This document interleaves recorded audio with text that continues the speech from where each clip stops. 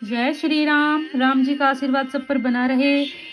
पिछली वीडियो में हमने गुरु की महिमा को जाना, सत्संगति को जाना, सत्संग को जाना, संत और असंत के गुण और दोषों को जाना। आज हम रामचरितमानस में आगे पढ़ेंगे। तो सबसे पहले हम अपने गुरु के चरणों में नमन करते हैं, सभी देवी देवताओं के चरणों में नमन करते हैं, भगवान शिव और माता पार्वती के चरणों में नमन करते हैं और हनुमान जी से प्रार्थना करते हैं कि वो पढ़ने में हमें शक्ति प्रदान करे और कोई गलती हो तो हमें क्षमा करे। श्री गणेशाय नमः।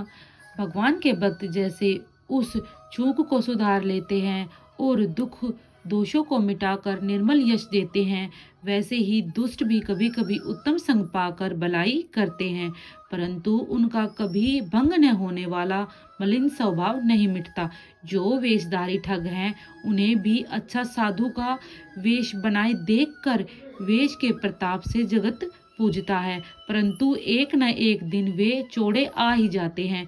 अंत तक उनका कपट नहीं निभता, जैसे काल नेमी रावण और राहु का हाल हुआ। बुरा वेश बना लेने पर भी साधु का सम्मान ही होता है, जैसे जगत में जाम्बवान और हनुमान जी का हुआ। बुरे संग से हानि और अच्छे संग से लाभ होता है, यह बात लोक और वेद में है और सभी लोग इसको जानते हैं। पवन के संग से धूल आकाश पर चढ़ जाती है और वहीं नीच अर्थात नीचे की ओर बहने वाले जल के संग से कीचड़ में मिल जाती है। साधु के घर के तोता मैना राम राम सुमिरते हैं और असाधु के घर के तोता मैना गिन गिन कर गालियां देते हैं। कुसंग के कारण धुआं कालिक कहलाता है और वही धुआं सुसंग से सुंदर शाही होकर पुराण लिखने के काम में आता है और फिर वही धुआं जल अग्नि और पवन के संग से बादल होकर जगत को जीवन देने वाला बन जाता है। ग्रह औषधि जल वायु और वस्त्र ये सब भी कुसंग और सुसंग पाकर संसार में बुरे और भले पदार्थ हो जाते हैं। चतुर एवं विचारशील पुरुष ही इस बात को जान पाते हैं। महीने के दोनों पखवाड़ों में उजियाला और अंधेरा समान ही रहता है, परंतु विधाता ने इनके नाम में भेद कर दिया है। एक का नाम शुक्ल और दूसरे का नाम कृष्ण रख दिया है। एक को चंद्रमा का बढ़ाने वाला और दूसरे को उसका घटाने वाला समझकर जगत ने एक को सुयश और दूसरे को अपयश दे दिया है। जगत में जितने जड़ और चेतन जीव हैं सबको राम में जानकर मैं उन सब के चरण कमलों की सदा दोनों हाथ जोड़कर वंदना करता हूँ। देवता दैत्य मनुष्य नाग पक्षी प्रेत पितर गंधर्व किन्नर और निशाचर सबको मैं प्रणाम करता हूँ। अब सब मुझ पर कृपा कीजिए। 84 लाख योनियों में 4 प्रकार के जीव जल पृथ्वी और आकाश में रहते हैं।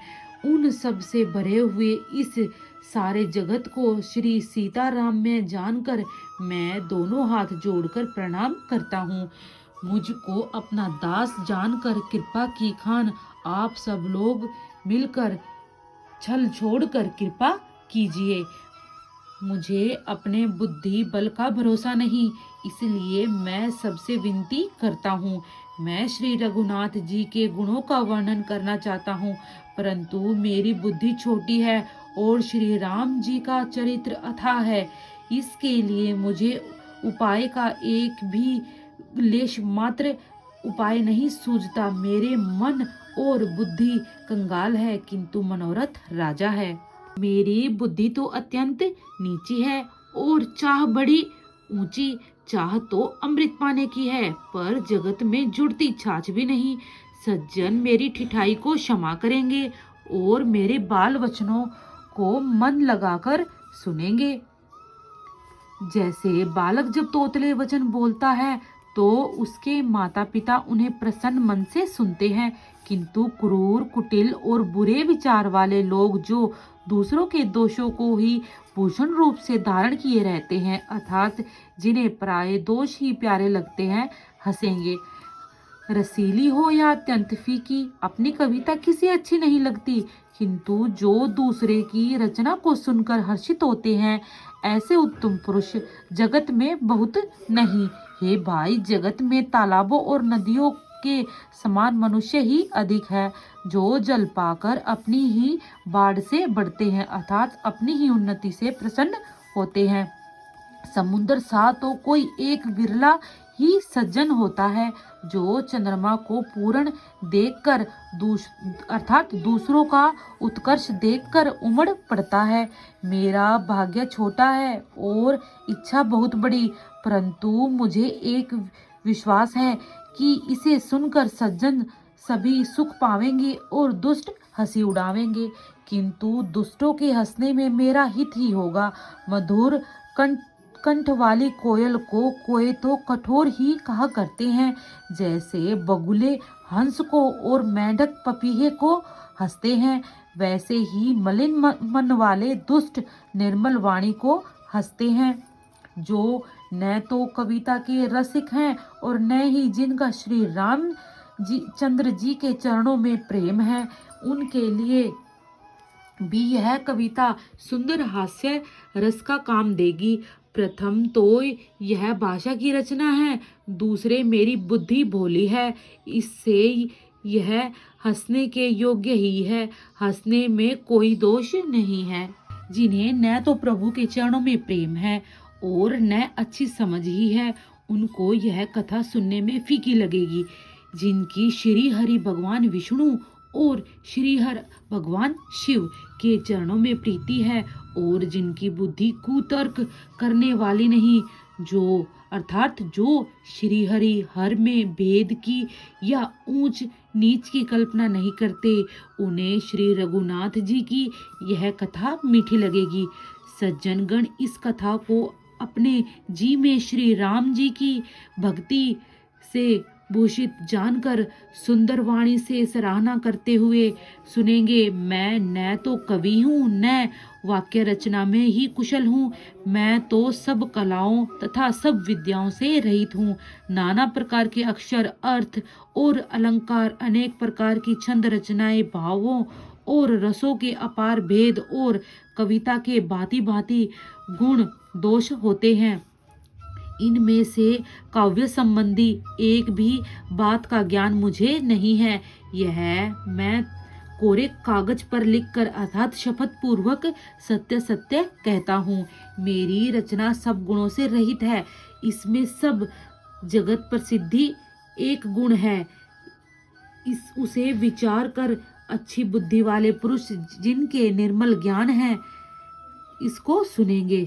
इसमें श्री रघुनाथ जी का उदार नाम है, जो अत्यंत पवित्र है, वेद पुराणों का सार है, कल्याण का भवन है और अमंगल लोगों को हरने वाला है, जिसे पार्वती जी सहित भगवान शिव जी सदा जपा करते हैं।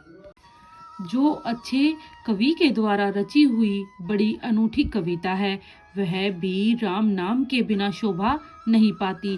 जैसे चंद्रमा के समान मुख वाली स्त्री सब प्रकार से सुसज्जित होने पर भी वस्त्र के बिना शोभा नहीं देती, इसके विपरीत कुकवि की रची हुई सब गुणों से रहित कविता को भी राम के नाम एवं यश से अंकित जानकर बुद्धिमान लोग आदर पूर्वक कहते और सुनते हैं, क्योंकि संत जन भोरे की बातें गुणों को ग्रहण करने वाले होते हैं। यद्यपि मेरी इस रचना में कविता का एक भी रस नहीं, तथापि इसमें श्री राम जी का प्रताप प्रकट है।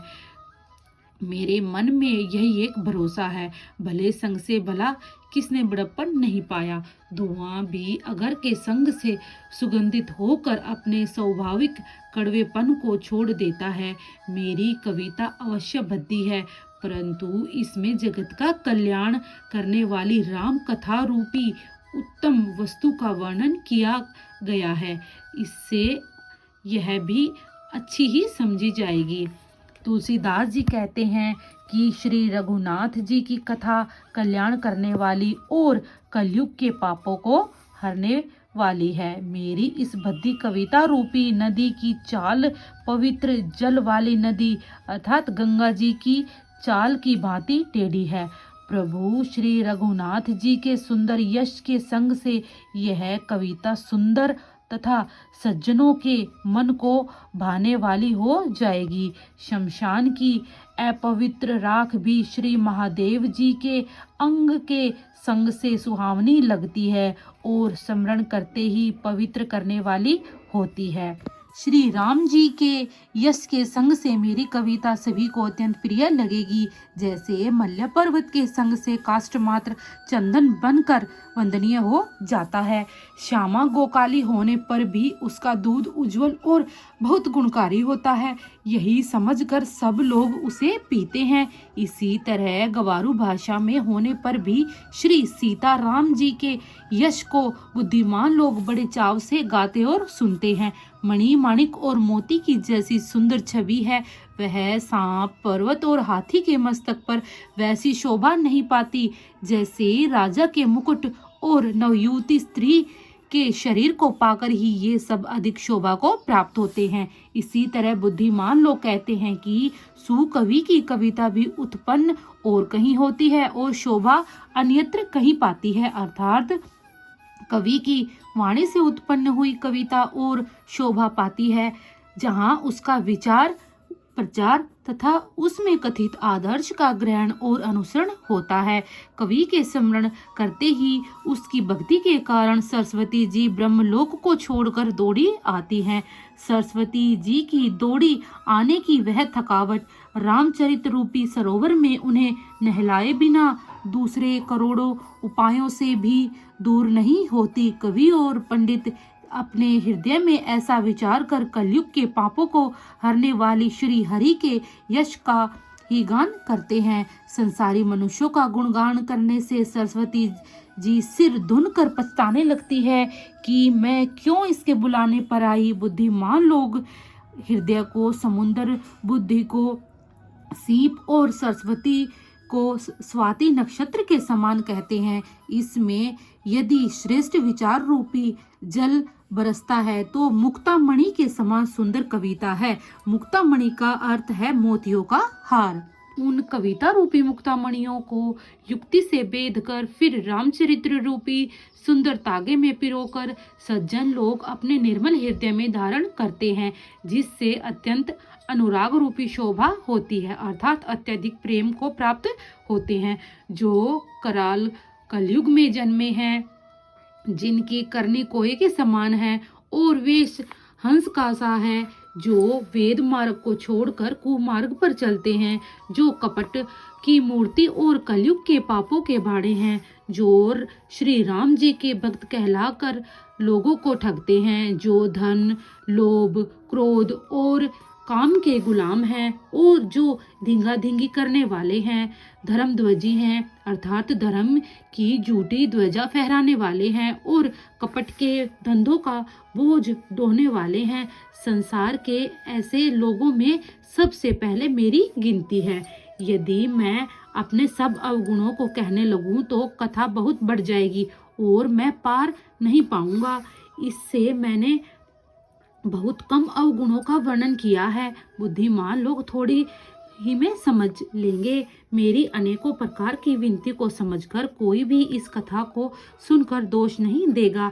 इतने पर भी जो शंका करेंगे वे तो मुझसे भी अधिक मूर्ख और बुद्धि के कंगाल हैं। मैं न तो कवि हूँ न चतुर कहलाता हूँ। अपनी बुद्धि के अनुसार श्री राम जी के गुण गाता हूँ। कहाँ तो श्री रघुनाथ जी के अपार चरित्र और कहाँ संसार में आसक्त मेरी बुद्धि।